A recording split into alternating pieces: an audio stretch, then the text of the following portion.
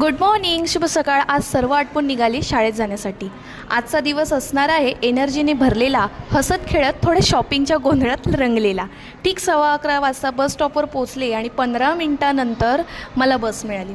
असो, माझ्याकडे थोडा वेळ होता म्हणून उद्या दादाच्या लग्नासाठी काही शॉपिंग बाकी होती, तर ती सुद्धा केली। तेवढ्यात मला लागली भूक आणि शॉपिंगमुळे वेळसुद्धा कमी राहिला होता, म्हणून लगेचच नारळ पाणी पिऊन मी पोचले शाळेत। परिपाठ झाल्यानंतर आज मी मराठी व्याकरणातील नाम उपघटकापासून सुरुवात केली। त्यानंतर गणित विषयात हातच्याची उदाहरणं घेऊन इंग्लिशच्या कवितांचा सराव घेतला। जसे 5 वाजले तसे मुलांना खेळ खेळायचे होते, मग मी आज विद्यार्थ्यांचे तयार करून वेगवेगळे खेळ खेळायला दिले। प्रत्येक खेळाचे विषय वेगवेगळे होते। बुद्धिबळ, सापशिडी, आकाश, स्टिकपासून आकार बनवणे आणि मग शाळा सुटली। शाळा सुटल्यानंतर मला लगेचच बस मिळाली आणि थोडी पेटपूजा पण करून घेतली। त्यानंतर घरी येत असताना आमची शेजारची मैत्रीण आचल भेटली।